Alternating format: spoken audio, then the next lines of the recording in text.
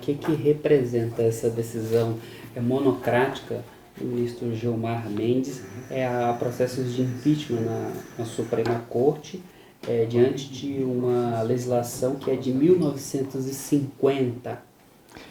Nos assusta muito essa decisão do ministro Gilmar Mendes, porque é uma decisão oportunista, né? Totalmente oportunista. Como é que agora, 37 anos depois da Constituição, vão perceber que essa lei não foi recepcionada? Uma lei que já tem aí 75 anos de existência. Como que só agora percebe que ela não foi recepcionada? A gente percebe que há um temor da Suprema Corte em que haja uma maioria de direita a ser eleita, provavelmente, em 2026, e isso poderia provocar um processo de impeachment contra eles, né?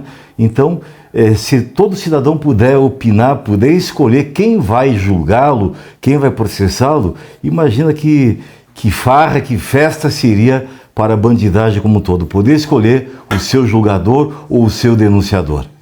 E essa maneira de impor essa alteração de forma liminar, caberia essa decisão liminarmente? Há urgência para que isso seja tomado dessa forma?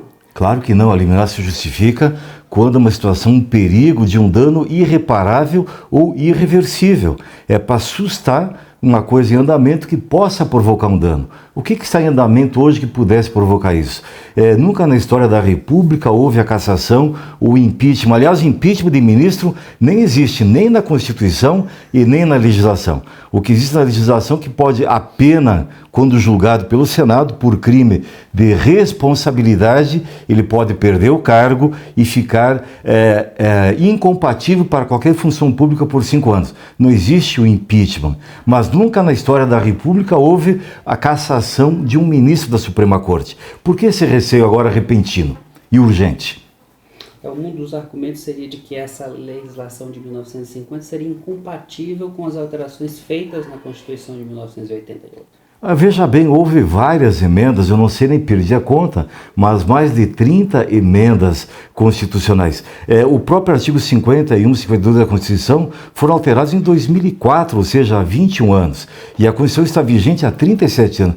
Por que só agora, às vésperas da eleição de 2026, perceberam que essa lei, que essa legislação é inconstitucional? E uma lei que para os ministros supremos nunca foi aplicada na história. Por que só nesse momento? Justamente isso. Mesmo com a legislação atual dita pelo ministro Gilmar Mendes menos restritiva em relação a processos contra ministro do Supremo Tribunal Federal, era difícil uma apresentação, até se fala muito de apresentação de processo de impeachment até contra o ministro Alexandre de Moraes, que é o que mais tem pedidos de impeachment. Isso nunca foi adiante, até nessa legislatura, o presidente do Senado disse que jamais colocaria em pauta o impeachment de um ministro. Haveria necessidade de tornar uma lei mais restritiva, tirando o poder do cidadão comum de apresentar denúncia contra magistrados, também contra os parlamentares e restringindo apenas ao Senado Federal. Exatamente. Contra o ministro Moraes há dezenas de impeachments. E pela legislação, inclusive, qualquer cidadão, qualquer eleitor, no gozo dos seus direitos políticos, pode apresentar uma denúncia ao Senado Federal. Cabe ao presidente do Senado colocar em pauta ou não. O Senado colocando em pauta, instaurando o processo, o ministro é afastado da sua função, como aconteceu em 2 ocasiões com o presidente da República, o Collor e a Dilma. É afastado da função enquanto é julgado. E no final do processo, se julgada procedente a denúncia, se ele for condenado pelo crime de responsabilidade, ele perde o cargo público e fica incompatível para o exercício de qualquer função pública por 5 anos. Isso é o que está na legislação. Mas, como você disse, vários pedidos de impeachment contra o Alexandre de Moraes foram solicitados ao Senado e nenhum foi instaurado agora.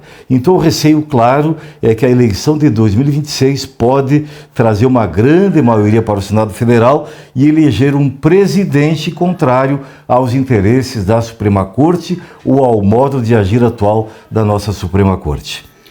Essa decisão levanta uma questão importante e que muitos parlamentares estão discutindo agora neste momento, que é uma atualização de toda a legislação que rege o Supremo Tribunal Federal, que rege as indicações. Então, seria necessário uma alteração geral nesse regramento dos ministros do Supremo Tribunal Federal? Eu sou totalmente a favor disso. Veja, o cidadão pode ser indicado para o Supremo Tribunal Federal com 35 anos de idade. Não precisa nem ser bacharel em direito, basta ter notório conhecimento jurídico. 35 anos de idade. Depois da PEC da Bengala, ele pode ficar até os 75. Então são 4 décadas, 40 anos como ministro do Supremo Tribunal Federal. Eu entendo que deveria ter um mandato, talvez coincidisse com o mandato do senador, um mandato de 8 anos seria o suficiente. E a partir daí, uma nova indicação. Podendo até ser reindicado, reconduzido,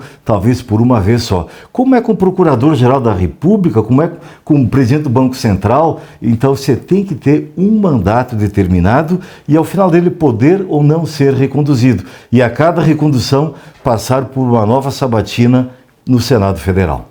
Para a gente encerrar, já há muitos anos se fala de uma rusga institucional entre os 3 poderes da República. Ultimamente a gente vinha acirrando os ânimos entre o Congresso Nacional, Câmara e Senado e o Poder Executivo, Palácio do Planalto. Com essa nova rusga com o Supremo Tribunal Federal, vamos dizer que é a cereja do bolo que faltava para uma crise institucional completa?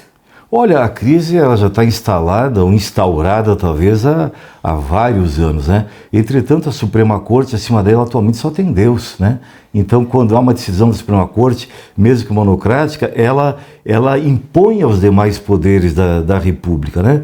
Nós tínhamos um limite, que é o Supremo poder instaurar o processo de crime de responsabilidade. Se prevalecer a sedição de Gilmar Mendes, não tem mais, somente Deus acima deles. Até quando o Alexandre de Moraes não der uma liminar suspendendo também os poderes divinos, talvez. Ele acha que tem esse poder.